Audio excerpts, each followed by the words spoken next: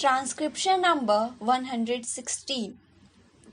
Mr. Deputy Chairman, the generous support which the honorable members of this House have been good enough to accord to this measure is a source of courage and strength to me.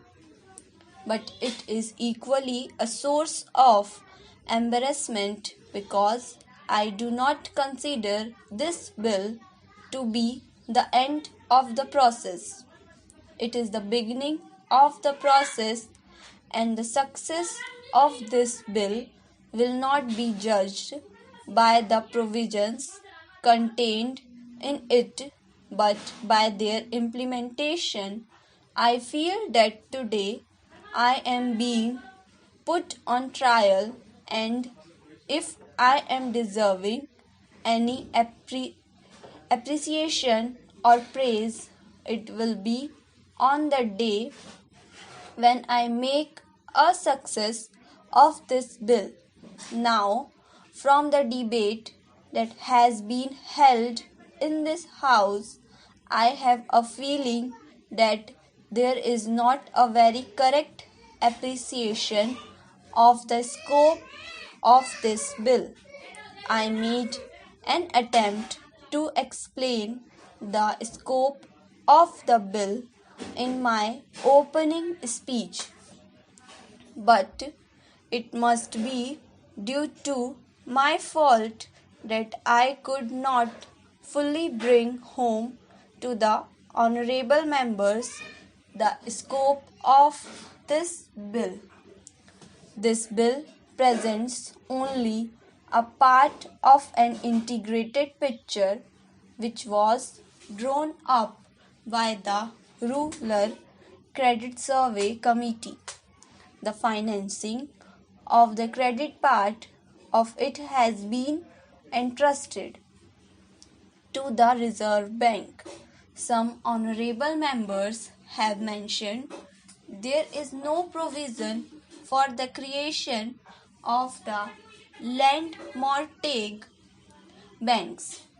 I submit that there should have been no provision for the creation of the land mortgage banks because that is the credit side which has been handled by the Reserve Bank.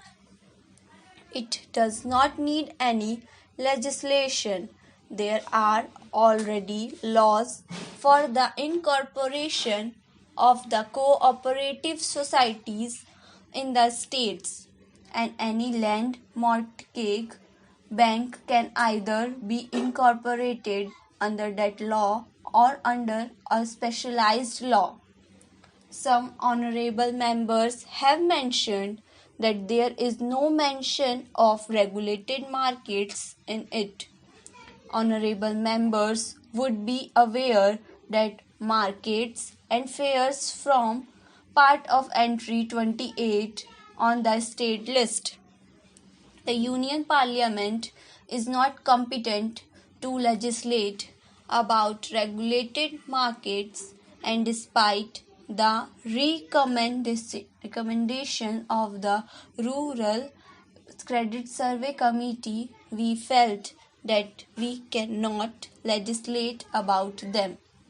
They have therefore been left out. More than one honorable member has said that there is no provision for education of officials and others who will be handling the cooperative societies. Now we need no legislation for that, and there is no necessity to make any provision in law. There is already a high-class college in Pune which impacts education to the highest type of officials needed for cooperative societies. Then we have set up 5 regional colleges which will train intermediate personnel. 21 cooperative schools have been set up for training subordinate personnel.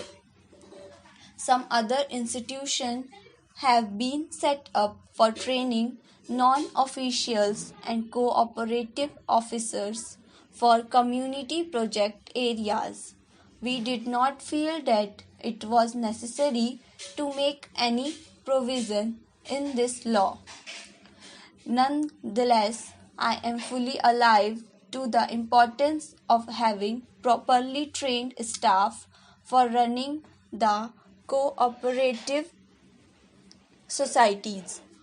Honorable members would be aware that a committee has been set up for training the cooperative personnel.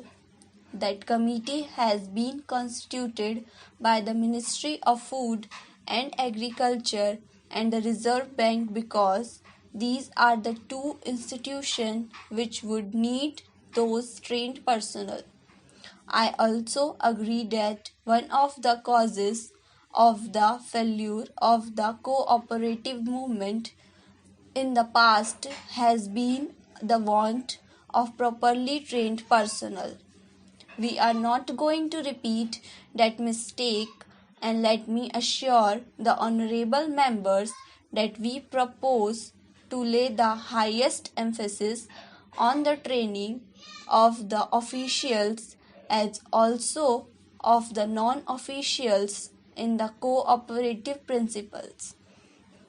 I am fully conscious of the fact that the cooperative institutions which we propose to set up either under this act or which are going to be set up by the Reserve Bank or by a state government can be a success only when a proper climate has been created, and for that purpose the cooperation of the non-officials who have been initiated into the principles of cooperation, who have a faith and believe in those principles, is indispensable, and therefore our scheme of training also includes training of the non-officials in the principles of cooperation.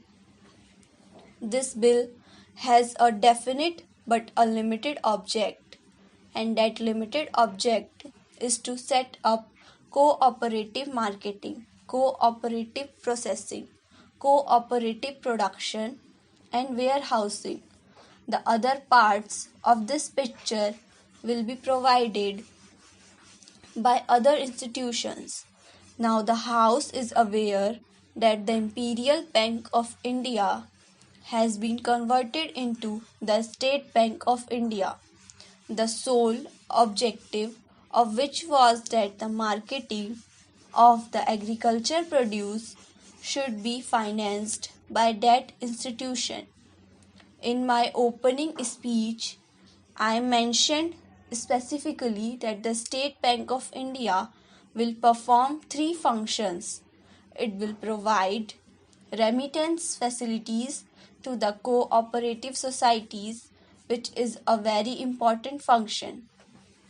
It will advance loans against the commodities in godowns and warehouses. It will also accept the warehouses' receipt and advanced money against them. Financing will be done by the State Bank of India, which has got sufficient resources, which is an expanding institution and which is going to set up a large number of branches and which will do the financing so far as the capital structure of the Central Warehousing Corporation is concerned. We have purposely kept the limit of the subscribed capital at a comparatively low level. The authorized capital is rupees 20 crores and the issued capital would be rupees 10 crores. Honorable members will kindly refer to clause 37 of the bill, which is the key clause so far as the financing part of it is concerned. The Central Warehousing Corporation will borrow money through bonds to the extent of 10 times their subscribed capital. Thank you.